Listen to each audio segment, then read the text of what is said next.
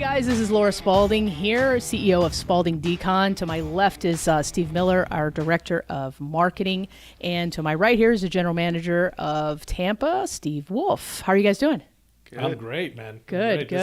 This is the time of year for me, baby. As a heavyset Floridian, I get to really enjoy my life now. Agreed. We can Me actually too, breathe. You know, but I'm like 3'4", so I got my elfness coming out. Yeah. So this is my time to shine as well. Yeah. You pick up extra work. Yeah, As exactly. Santa's helper. But you know, cool. we were going to, for our Christmas party, I was going to rent a dwarf. Now we don't have to. No, we got it covered. Now we I'm don't. here. Yeah. So we're gonna go bowling with you a little bit. So listen, I've been wondering. You've been here about 4 months now, and in the general manager kind of position here. And what has, I guess, transpired that either made you think this is exactly what I thought it would be, or is it different than what you kind of anticipated? Yeah, so coming into Spalding, Decon, I was asked to be the franchise business consultant. Right. Which is something that I've been doing for the last 10 years. You and I had a discussion that one of the things that I absolutely needed to do was get the operational experience. Right. I could do the business side of it, but I didn't have the operational experience. And it's hard to help people and tell them, hey, this is how I would do it if you've never done it. Right. So, jumping into the operations, most of the things that I had saw, even though I had taken the training class and everything, I was thinking, hey, this is just like an apartment move out or a house junk out, or just, hey, I'm moving from one house to another. And I moved a lot when I was younger, so I was like, oh, this is nothing, no big deal. And then I arrived to my first hoarding house, and I believe it was a level 3 or 4, so not the worst of the worst, but it was pretty bad. And the whole time I was just like, what am I getting myself into? So it was much worse than you thought, or was it the dealing? Just the level of it. Okay. Yeah. You had taken us to a hoarding house on our training, and all I remember is keeping my feet moving the whole entire time because the floor was moving. With bugs. Right. Yes. Yeah. And I was You like, stand still too long and they're going up your leg, right? And all I was thinking about, I can't take this home. So I kept on moving, and everybody in the class was making fun because I was dancing the whole time. But I got myself in. I was all the way in the house. I went and I wanted to look at the entire thing. That was the first time I'd ever seen cobwebs on a moving fan. That was Wow. That was really crazy for me. Yeah. And I was like, I didn't think that could happen. Like, if it's moving, it's safe. But it was on a moving fan, and they were thick.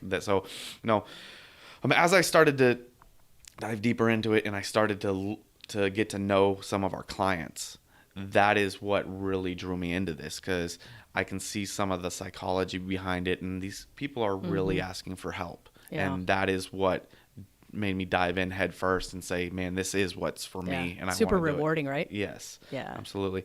We've had our talking decon before about some other incidents that can be very traumatizing for us as crime scene cleanup techs. But at the end of the day, I still know that I helped someone. Yeah. And that's what drives me to come in every single day. I'm excited. You and I text a lot late hours of night, and it's because I'm excited. I want, hey, what's the next thing to do? Right. One of the things that I love about this job is every single day has a new adventure, and I don't want it to think Not always a good adventure, but it's yeah. still an adventure. Exactly. And those tasks are always, the adventure to me is to bring someone's life back to some sort of normalcy. Right. Sure. Yeah. As obviously I'm not in the field, these baby soft marketing hands could never hack it.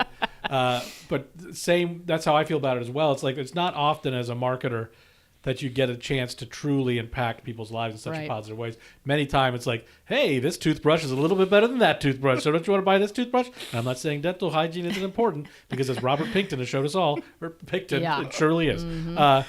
But no, like, every day I got to be part of a team that's actually super impactful and making people's lives better. So, I'm glad for people like you that can do the job. Yeah, me too. You're doing a hell of a job. And obviously I agree with you completely 16 years later, and I still love it. It's still so much fun, and you really get to make an impact on people's lives. Absolutely. So it's really rewarding. But anywho, back to our topic of the day, which Mr. Miller is going to present. What do you got? Yeah, so the story I'm sharing today came from a viewer, Jesse C. So Jesse, thank you so much. This was really disturbing. Today we're talking about a husband and wife serial killer team who between 1978 and 1980 killed a total of 10 victims, mostly teenagers, whom many times they kept as sex slaves before killing them. Well, Miller, couples that kill together stay together. Well, many times that's true. In this case, Yes. sadly, it didn't really work out for Oh, them. okay. Well, I'm being presumptuous then. Yes. So we're talking about Gerald and Charlene Gallego, a.k.a. the sex slave killers. Oh, do you know them? Oh, my God. I read this book. Oh, did you really? It was absolutely fascinating. Oh, perfect. So I have some definite insights on this Nice. for you. I love that. That's Yes. great.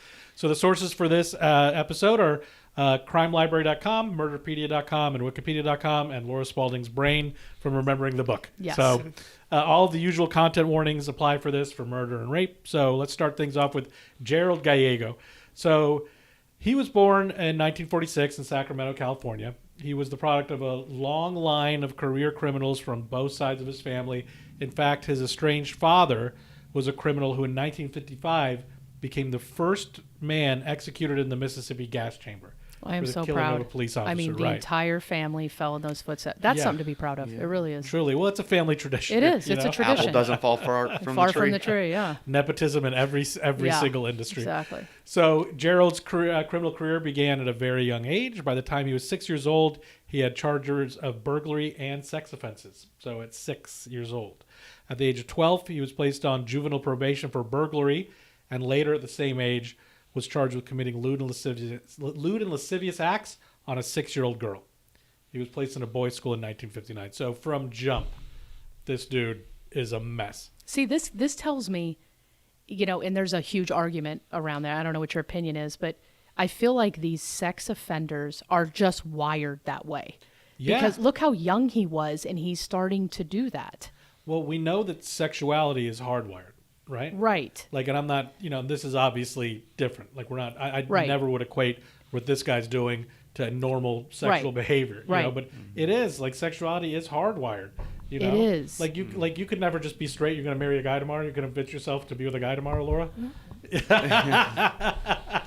Say it isn't so. Look, I'd love to double my wardrobe, but I'm not, Yeah, that's just, no, I'm not wired I just that can't way. do it. But I think there's something, there's like, they always say there's a screw loose. Right. But at a very early age, you can kind of tell these things. And Sure. I think a lot of parents they get to the point where they're like, oh, he'll grow out of it. Or, they hope that the person will change. Right. And you need to be very concerned if your child is exhibiting those behaviors. You have to be honest with yourself. Yes. And you have to look and say, is this a problem or is Yes. this not a problem? I mean, how many times have we seen this where, to a much lesser degree, obviously, Yes. when you start enabling a child to do anything they want to, Right. and then it spirals out of control, it's like, Absolutely. look, as parents, it's a sacred responsibility. It's a heavy thing, and sometimes it's hard to go, ooh, my kid may have a problem. Right, They we keep need to do lighting something the drapes about it. on fire. Right, I or should they probably keep see somebody. killing animals or something like Yes, that. I mean, it might be a good idea to send your kid to the pit games.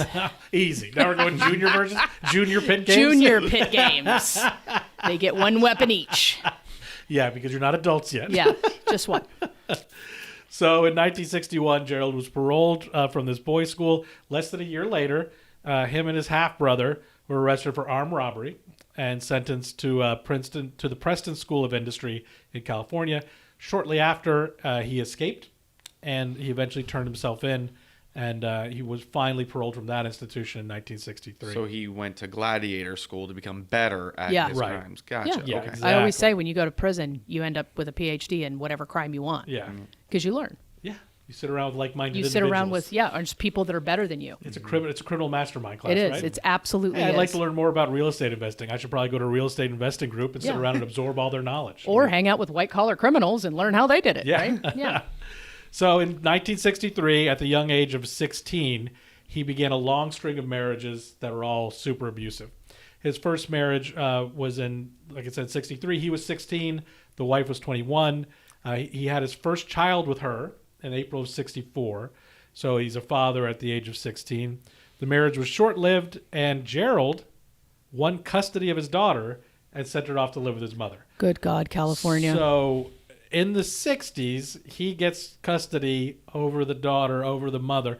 And based on Gerald's life to this point, I can't imagine what a shit show this marriage must have been for the judge to be like, you get sole custody. Well, how is that You legal, are the first better of all? decision. Right. Like, that scares of the me. two, you, the 16-year-old. But wait, his parents had to have signed off on that because she was 21 and could have been considered a pedophile, right? Yeah, true. So True. his parents had to have agreed to this. It would be interesting because I think even now in 2021, almost 2022, which is mind-boggling, society sees as like a 21 and a 16-year-old. When it's a woman, the older, Right, and the man's younger. exactly. They're like, "Oh, that's pretty cool, bro." Yeah, But right. no, it's not. It's not No, cool. not cool. You know, something's weird there. But yeah, maybe his parents may have had to sign off. Yeah. And the fact that he sent the child to live with his mother, maybe that was part of the agreement of him getting custody, was that the mother actually watched it, so, or her, excuse me, not it. So I don't know, but that to me was really shocking. You know, I the mother agree. loses custody to Especially a in minor that period. with a criminal degree in the 60s. Wow. She had to have been a complete A psychopath. mess. Yeah. Well, she's marrying a 16-year-old criminal, Good point. you know. So her judgment was excellent. Yes, yeah. So in 66, he gets married again. This marriage ends after 26 days. The reports from this marriage was that he was definitely beating her and chasing her around with knives. So we're starting to see this pattern develop. And then in 67, he gets married again. So, I mean, my man must be a bit of a playboy. Yeah. This marriage lasted 1 month. He was beating her as well. So That's some Britney Spears right there. He took a bit of a break Okay. from 67. He got his fourth marriage in 69. Oh, okay. Bachelor for a couple years. Yeah. His new wife, 19. She was pregnant by the time they got married, and it ended about a month later. You know, so again, we're seeing 26 days, a month. The family of his fourth bride said that he was basically a Jekyll and Hyde. You know, to this day, the daughter of that marriage does not know the true identity of her father, which I think is a blessing. Yes, it for is. that person, because it's like, poor ugh, kid. you know. Yep. Then in 69, Gerald and his half-brother, again, his old running partner, get busted for armed robbery. They escape again, but are quickly caught after 4 days. He's sentenced to 5 years in prison for his role in the robbery. Let me guess. He does 30 days. Well, he actually did his time, surprisingly. All 5 years? Yeah. Holy Yeah. sweet Jesus. He got out in 74 and then quickly got married again. I mean, dude, it's wild to me. It's right? more Like, it wild is that there's wild. that many stupid women. Yes. Jesus Yes. Christ. Yeah. So this is his fifth marriage. Again, a 19-year-old, and this marriage lasted 3 years. So who knows? Not many details on that, but I would imagine these. Well, he's probably These things honed don't his change. craft to manipulate these women more and more as he's gone Sure. down. I mean, Well- we've increased by 3 days, then a couple of weeks, a month, Month, now yeah, a year. 3 years. So Oof. he went back to gladiator school to learn Yes. how to manipulate people better. Yeah. And Right. So they separated in 77. And then in the fall of that year, he meets a 2-time divorced woman named Charlene Williams. And she thinks, three's a charm, That's baby. it. That's it. The two of them immediately hit it off, and thus began their relationship. So, look, they had their share of problems for sure. Not surprising where we know where they end up. And Gerald had difficulty, at least with her, we don't know about with the other women, maintaining and achieving erections, and he always blamed it on her, right? Like, it's of course her fault. Of course, It's her yeah. fault. It would seem that no matter whatever she did, she could never satisfy him, and he would constantly abuse and demean her. You know, so we're seeing this. Not surprising. Every Right. relationship has been abusive, and it's starting with Charlene again, which is important because we're going to talk about this towards the end. The things that she did, the things that she participated in, are just as heinous. They're horrible. So in early '78, Gerald comes home from work early and finds Charlene in bed with another woman. Oh. Yeah, he loses his shit, goes into a rage, and physically beats her and the lover. You Wow. know? So we're seeing Okay. this pattern of abuse. Right. In '78, in July of '78, Gerald celebrates his 32nd birthday by sodomizing his daughter Krista. Oh. She was 13 at the my time, God. and apparently he had been molesting her since the age of 6. And I would venture to say since he has many other children, she wasn't the first. There's no way. But she how was. did he get caught on this one? She turned him in? Good for her. Yeah. So it happens fairly quickly, but something takes place in between. So let me tell you what takes place in Okay. between. So that's July of '78 is when he molests her on his birthday. In September, Gerald decides it's time. I'm going to start turning my fantasies into a reality. So he convinces Charlene, they hop in the van, they drive off in search of a sex slave for him. They spot 2 young girls, 17-year-old Rhonda Scheffler and 16-year-old Kippy Vaught. Pulls the pulls the van over a short distance, and Charlene approaches the girls on the pretext of joining them to get high. Like, hey, come back to the van. We're getting high. It's Again, this is the 70s, right? Yeah, exactly. Yeah. You know, and I'm not going to say I haven't gotten into some sketchy vans to get high, but, you know, look at me. Nobody's interested. Terrible. Unfortunately for the young girls, they should never have agreed, Right. obviously, to follow her back to the van. When Rhonda and Kippy get into the van, they're immediately greeted by Gerald and a .25 caliber pistol being pointed to their face. Oh.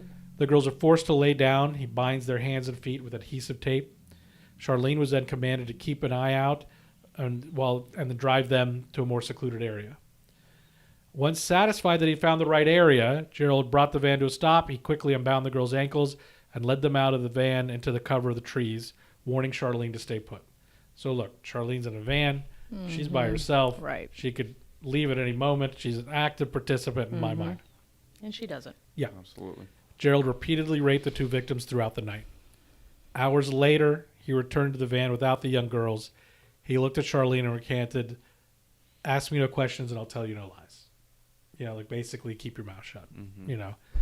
Eventually, Gerald and the two girls got back into the van, so he's coming back and forth from the van to the girls. Oh, I thought you meant that he came back and the girls were no longer with him and they drove off. But he left them out there, then he came back. Like he's coming back to the van, and, you know. Okay. Gotcha. Eventually, Gerald and the two girls got back in the van, and Gerald ordered Charlene to drive them to another area. Take me to someplace else. And once they got there, he ordered the girls out of the car and shot them dead. Oh. Yeah. 2 days after the young girls disappeared, two migrant farm workers found their bodies. Okay. You know, so this is September 11th. On September 27th, Gerald's daughter files charges against him. Charges include incest, sodomy, oral copulation, and unlawful intercourse. A couple days after the charges were filed, Gerald and Charlene get married. So, what a romantic moment. Oh my you know, God. who knows whether or not Charlene knows about the daughter? Right. Not inconsequential. Yeah. She knows about the other stuff. Oh, yeah. So, not wanting to face the charges that have been filed, he immediately splits. They head off to Houston, where he changes his name to Stephen Fail, F-E-I-L. Feel, maybe. This part I did not know. Yeah, so okay. he split, and they took up an alias. Okay. You know? Okay. Yeah. So then in June of 79, on Father's Day, Yep. he decides he wants to abduct another girl. You know? So they went to the Washoe County Fair, and Gerald sent Charlene off to find new victims. Charlene approaches two young girls, 14 and 13, Brenda Judd and Sandra Colley. She approaches them and offers them money to hand out handbills. Like, hey, you know, you girls want to make some extra money real quick? Like, I got these flyers. You can just hand them out, stick them on the windshields of the parked cars. And they immediately agree. Go back to the van to get the flyers, going to do this. And they're greeted by Gerald, 44 caliber pistol at this time. And he forces them into the van, binds their feet and wrists, and then commands Charlene this time to drive as he begins to sexually assault them in the back of the van. Jesus So- Christ. So Charlene's selecting the victims based on maybe Yes. whatever his. And assisting him. Yeah. Yeah. I mean, she's as active as it gets. Oh, yeah. She needs to know. be in the pit. Yeah. Yep. Yeah. Gerald has Charlene driving to High Nevada desert. Once there, Gerald led the girls off one at a time. Charlene later testified that Gerald beat the girls to death with a shovel or a hammer. She's not sure which. She walked out of the van with both of them. The remains were not found and identified until 20 years later. Oh, my God. Yeah. So, by the way, like you notice, I mentioned Washoe County and off Right. to Nevada. They've left Houston at this point, and they've gone into Nevada at this point. Okay. So they when they initially left California down to Texas, changed their name, then back up into Nevada. So yeah, so they abducted these two. 20 years. Yeah. That's unusual. Very. Did they right? bury them or something? They did. Well, he went off with a shovel. She's not sure what happened. Okay. At this point, she hasn't seen any graves. Okay. But she knows that he left with a Ooh. shovel and a hammer. You So know. it must have been out there in the desert. Yeah, where Nevada everybody's- desert, yeah. I mean, there's a lot in that desert. Yeah. So in September 79, they decided to move back to Sacramento. However, they're continuing to use their aliases of Feel. Gerald eventually gets a job as a bartender, immediately begins having an affair with a woman by the name of Patty, whom eventually, unbeknownst to Gerald, became pregnant with his child. So, like, Fertile Myrtle. Yeah, seriously. Jesus. Of all the people that can't reproduce, you want this one to never reproduce. Right. It would be Yeah. super great if you could not be, Yeah. Yeah. Can we just Man, really, and like... him sterilize having him. all these Yes. urges, and then he has a wife, he has multiple victims he's finding, and then he has now a mistress as well that he's impregnating. So Right. these urges are just They're overtaking out of him. Because, I control. mean, they started when you said 6? Yes. Yeah, so. They're out of control. Yeah. Yeah. Yeah. So, on the morning of April 24th, 1980, Gerald wakes Charlene up and says, "I want a girl. Get up. Let's get going." Oh my. So they drive around for a while. They spot two young girls, 17-year-old Karen Twiggs and 17-year-old Stacy Redican. Charlene again approaches the two girls, offers to smoke weed with them in the back of their van. Very, late 70s, early 80s vibe. The girls eagerly agree. They get back in the van. Gerald greets them with .357 Magnum, quickly commands Charlene to drive off and order the girls to undress. Gerald took turns raping and sexually assaulting them. After he was satisfied, he again had Charlene drive to a secluded area, led the girls out one at a time to the woods, carrying a hammer and a shovel again. Ugh. However, this time he forced Charlene to view the graves. Ooh. So this time he's bringing her out. He's like, "This is what's happening." Like, so she now there's zero ambiguity, as if Right. there was any Yeah. before prior. But it's interesting why he would want her to see it anyway. Like, what's the purpose of that? I wonder if it's a power trip. Yeah. Like, this is what I'm doing. Oh, I okay. want you Start to see elevating exactly. the urge isn't Yeah. being satisfied, so now I got to figure out something else. I gotta Now show somebody Now else I'm how controlling sick I somebody am. else to Or deal maybe do you with think it. it was a warning? Like, I Oh, could maybe. easily do this to you. Could be. Shut your mouth. Oh, Yeah. So she claimed at that moment, she claimed in court that she could still see movement from the bodies, like in the shallow Oh, graves. good But God. Gerald insisted that they were dead and they took off. So I don't know. Who knows Well, the if they were autopsy alive will or not? say whether it's Yeah. suffocation or Yeah. blunt force. A few months later, the bodies were discovered in the shallow graves. They had both been raped and suffered massive and fatal head injuries by a blood instrument. Jesus So- Christ. There you go. Yep. Then in June of 1980, Gerald and Charlene, because they're so romantic, married for a second time. However, this time they were married as the Feels, whatever the Yeah. name is.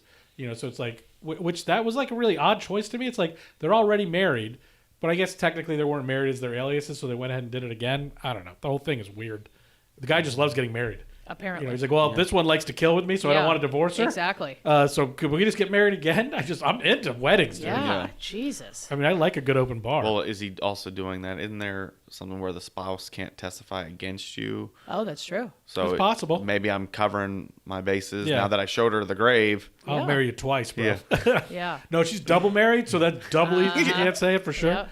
So in June of 1980, they're just traveling down the highway, and Gerald and Charlene spot a lone pregnant woman hitchhiking. It's a 21-year-old woman, Linda Aguilar. She's 4 months pregnant. The young woman, of course, is like, "Oh, yeah, of course, please give I me need a a ride." ride, yeah. For sure.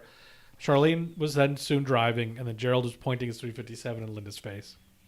After a short drive to a remote area, Gerald raped Linda and then beat her over the head with a rock. He satisfied himself that she was dead when he strangled her corpse for good measure. So, like, smashing the head in with a rock isn't quite enough. Let me get my hands around this throat and keep going. So a couple of things that I Jesus. picking 3 different caliber weapons. So he's got an choices. avid gun collector as well, I'm Yeah. guessing. And then he never uses it. He's just using it to intimidate them, and then he's using the shovel, To the beat 'em. hammer, the rock. So he's got some major anger. Yeah. He could have easily just shot him, but Yeah. instead he Right. wants to beat him to death. Yeah, no, they need to suffer. Yeah. So I'm assuming, based on what I'm about to read, that she was bound when this happens. Because in June of 1980, June 22nd, a few weeks after this happened, Linda's decomposed body was discovered. After the autopsy was completed, it was determined that Gerald was unsuccessful in murdering Linda. She actually had awakened after her captors left, and in her panic and struggle to get free, suffocated in the sand. Oh, So this she poor is woman. so badly beaten, and I'm assuming bound. I mean, it says Yeah. here, She can't get out. she struggles, and she's in some sandy area, and she can't get out, and you're panicking now. You're probably inhaling all Yeah, the sand and exactly. making it worse and exacerbating the situation. So it's just so Oh my God. painfully That's close horrible. to being able to move on from Yeah. it. On his 34th birthday, which is July 17, 1980, so now we're seeing this escalation as well. We're talking about 10 days later. He abducted 34-year-old Virginia Mokel. Now, this was different than the other ones because they knew each other. Gerald and Oh. Charlene knew her. She was a bartender and had been serving them drinks on numerous occasions. So she was a bartender at a place they used to hang out. Gerald raped her, and afterwards she begged him to kill her. And he gladly obliged and strangled her, and then they dumped their body by a pond. So I mean, I could never understand the trauma of being raped or being in that situation. But the fact that at the end somebody's like, just fucking kill me. Yeah, he must have been torturing the her. brutality that must have been happening must have been unimaginable. To have somebody say, this is fine, just fucking kill me, please. Kind of like an ice pick in the eardrum. Yeah. So how did they say that they got her to come home? Like, was it, hey, just come with us, you're a friend as a bartender? Or was it, hey, let's do some extracurricular activities? What was the luring? What was I don't know. Okay. I'm sorry, but I would imagine it's got to be based on some level of friendship. Well, yeah, they know each other. Like, I spent a long time as a bartender, and I certainly walked into some houses where I'm like, wait a second, I really don't know you people. Exactly. It's 3:30 in the morning, and I've decided to come to your house. Like, being in your 20s is super cool. Yeah, exactly. So in the early morning hours of November 2nd, 1980, Gerald saw a young couple, 22-year-old Craig Miller and his fiancée, 21-year-old Mary Sowers, standing on the side of the street. In his most brazen attempt yet, right? So now, like, we're only a couple months removed from all these other ones. We're getting closer and closer with the frequency. He sees them and he just gets out of the car, pulls out a 25 caliber Beretta, points to the couple's face, get in the car. Like, now Charlene's not involved at this moment. And like, he's got a mail. Yeah. He's just like, get it. Like, oh, God, I need both of you. Get in the car. Unfortunately for Gerald, fortunately for the rest of society, the friends saw this happen and wrote down the license plate number. Nice. They saw them get into a car. Like, that looks odd. Let's write this plate number down. After driving to a secluded area, Gerald commanded Craig out of the car. As the young man turned to walk towards the front of the vehicle, Gerald aimed his pistol and shot the guy point-blank range in the back of the head while his fiancée was looking on. So it's just right out of a horror movie. Yeah. He then fired 2 more shots into Craig's head as his lifeless body lay on the ground. Gerald gets back in the vehicle, and Charlene was with him. I apologize. Okay. I meant that she wasn't involved. Told Charlene now to drive them to her apartment. Once back at the apartment, he takes her, his new, quote, sex slave, into the bedroom and rapes her for hours on end. After he was done, he ordered Charlene to drive to a rural area. Gerald orders Mary out of the car. He shot her 3 times at point-blank range. Jesus. When the couple never came back, their friends called up the police, gave them over the license plate number, and the police questioned Charlene and obtained a search warrant for the vehicle in their house. God. Yeah. Did not take long for them to find substantial evidence, including bullet casings and suspicious tools. And DNA was available in the 80s. Yeah. So I mean, it's it was all pretty obvious to everybody. Like, this is there's something foul is afoot. So they started interviewing Charlene, and she admittedly crumbles. Nice. Tells them everything. Okay. From the jump. There's only 6 months of hearings. After those 6 months, Gallego, Gerald, was sentenced to death for the murder of the last college couple that he picked up. Yep. In November of 1983, due to a plea bargain struck with prosecutors to testify against Gerald, Charlene was sentenced to 16 years and 8 months in prison, with the understanding that no other charges in any other state would be pressed against her as long as she gave full cooperation. So the deal was, you give us everything. Right. Hold nothing back. You'll never get charged with anything else. And she got 16 years plus, like just over 16 years and 8 months. In 87, she completed her sentence and was released. Excuse me, 97. Oh, I was going to say Apologies. 87. Yeah. Holy crap. While in prison, she extensively studied psychology, business, and Icelandic literature, which is very weird. Of course, we'll pay for that. Yeah. No problem. During an interview, Charlene claimed that she was also a victim. And when she said there were, quote, there were victims who died and there were victims who lived. It's taken me a hell of a long time to realize that I'm one of those who lived. She also claimed that she tried to, quote, save some of their lives. Oh, bullshit. Right. That's what her psychology taught her that she needs to do. Let me manipulate people. Yeah. Charlene, you need to be in the pit. Yeah. You do. He has this history of abusing his spouses. He has a history of violently abusing his spouses. You're aiding and abetting him. It's not amazing. It wouldn't be surprising to me to find out that she was abused herself. Yeah. And maybe she does fall under, some clinical rulings where it's like she was a victim. I get that. That's not lost on me. But there are moments where it's like, you are in the van, you have the keys. I don't know. I've never been in an abusive relationship, but it's so hard for me sometimes to be like, you could have just driven away. and he would have been out in the middle of nowhere, and you could have Yeah. driven right to a police Right. station. You had so much power in this, Right. that it's difficult for me sometimes to forgive that. My question is the daughter that he was sexually abusing reported it almost immediately, but many murders happened after that. Did they not have enough to bring him in? Well, remember he's living under an alias now. Okay, so they and couldn't he find left him. to Nevada for a while. Okay. And so he was gone for a bit, but he did come back to Sacramento. They must not have been actively trying to track him down. I mean, the guy was working. Look, So was she taken into foster care, or because she was like 13, I think you said. correct. I would imagine that she was, Wow. but I don't know. But Charlene was or was not her mother? Charlene was not. Okay. This was the mother of the very Got first it. wife Got it. when he was 16. Okay, so did he have kids with Charlene? She got pregnant several times. She had abortions. Okay. Yeah, like there were reports that he was very annoyed when she would get pregnant, which is mind-boggling to me. When it's like, I can't believe you're pregnant. Well, you're coming in me. Yeah, exactly. So yeah. this is sort of how it goes. Yeah, this is if how I it start works. hammering that nail into a board, it's gonna go into the board. Right. Wear a condom, douchebag. Yeah, exactly. Yeah. So it's always like this. But I mean, the guy's completely out of his Oh, yeah. mind. So it's He's like, nuts. imagine trying to argue with him where it's like, well, you were an active participant in this. It's like, anyway. So yeah. So no, she had abortions. So she comes out of prison with, probably a PhD right. and only 16 years. Yeah. So she's got plenty of life left. Oh sure. Do we know what happened to her? I don't. She sort of disappeared off.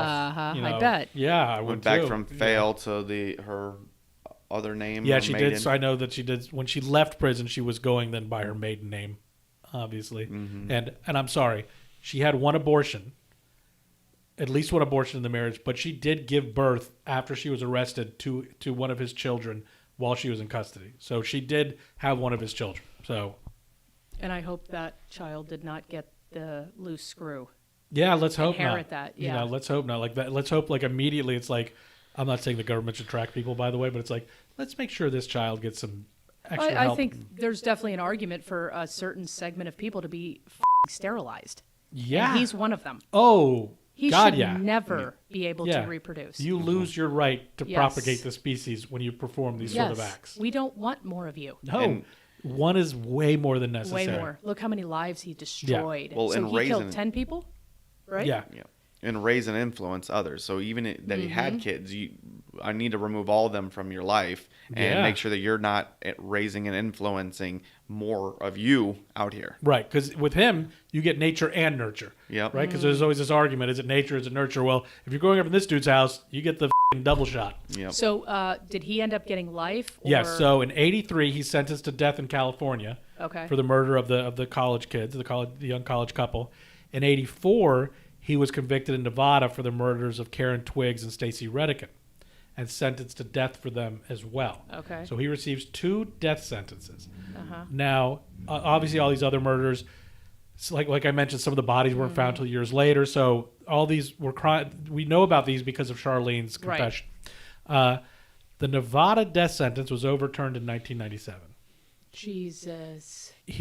Gerald won his appellate case, and the court ruled that the Nevada death sentence was invalid because the judge wrongly suggested to the jury that if Gallego, who was also sentenced to death in California, might eventually be paroled if he was spared execution. So the judge apparently told the jury at some point, if you guys don't give this guy the death penalty, he could get out on parole, and you don't want that, do you? I don't see what's wrong with that. You know. I mean, he's being honest. He He's is being saying- honest. Well, But I wouldn't say if you don't give him the death penalty. Right. I would say if he doesn't get it, this Right. could happen. Yeah, maybe that's how he put it. Right. And look, I agree with you in this case. You can, like, in this case, if he stood in front of the jury and was like, you guys are out of your mind Yeah. if you don't give this guy the death penalty. Right. And I will arrest you all on contempt Right, of court. right, like, in right. this case, we know that it's sound, but, like, when we talk about applying, like, legal precedent across, like, it's like, you don't necessarily want judges weighing in Yeah. that way, but it's so hard in this moment to be Yeah. like, well, you shouldn't do that. It's like, no, I mean, who cares? Have you ever been on a jury? No, I keep trying. but Have they you? don't have me. No. So I got called once, Mm-hmm. and I was a police officer at the time, and I was like, "This is such, I was 23 years old, 24 years old. I was like, I don't have time for this, and I thought, there's no way they're going to take me because I thought they wouldn't if you were a police they officer. wouldn't. But what it wasn't a criminal case. That So makes sense. it even more shocking. It was a colossal waste of time when I found out what the case was. This guy was suing his wife for cheating on him. Come on, man. There was a term for it. Why It was is like that a jerk? theft of your attention and love or something. Oh my gosh. Oh, it was legit, and I was like, yeah, I got better things to do than this sit here through this jackass saying how his feelings are hurt. I have, like, Move on, buddy. She did you a favor. Okay. I have no issue with somebody going to a sex worker to have sex. Like, I think it's totally fine. Yeah, but whatever. I know some people do where they're like, can't believe you got to pay for it, man. But I can't believe having to sue somebody for affection. Like, you know what I mean? Like, I I'm was suing shocked. you because you're not holding my hand and paying enough attention to me. I was shocked. And then I was like, Wow. oh my God, I could actually get picked for this because it's not criminal, it's civil. Right. But then when I saw how ridiculous it was, I had to voice my opinion. I was like, is this guy for real? Okay, so for sure, that story is absolutely bananas. But what takes it to the next level, and this you do this all the time, you seem to have a never-ending repository of banana stories. You need to write a book. I do. I think, maybe we should do an episode on it. I would love for you to do an episode of just Yeah. Laura stories. Absolutely. Yeah. I am down for Laura stories. Yeah, we totally should. But what happened with... Gerald, yes. So in 2002, at the age of 56, our charming Gerald Gallego died in the Nevada Prison System Regional Medical Center. The cause of death was rectal cancer, which had spread to his liver and his lungs. The medical director described him as a very quiet individual. He was very reasonable about no extra treatment or resuscitation efforts. So basically it was, hey, you're dying. We're not going to give you extra treatment or resuscitation. And he's like, yeah, okay. I got to That's say fine. that I wish, he died in the pit, but rectal cancer is probably awesome for him. Yeah, that seems like a good way to go. That seems like a good way. Yeah, I think they played in our favor. Yeah. If you had something that was natural for him, like that Yeah. played in Right, of our any favor. choice. Little gratifying that it went that way, rectal cancer. Sure, for sure. And and that's the end of his story. That's how he wraps up. Wow. I was hoping for, being tortured and burned alive and Oh, as we've learned, the Yeah. world is not a fair place. No. Through these No. episodes, we've learned the world is not fair. this is why Laura Yeah. Spalding needs to invent the pit game. Absolutely. Well, I hope you guys enjoyed today's episode. Thank you so much. Don't forget to follow and subscribe. And we're also on Instagram and TikTok at Crime Scene Cleaning. Have a great day.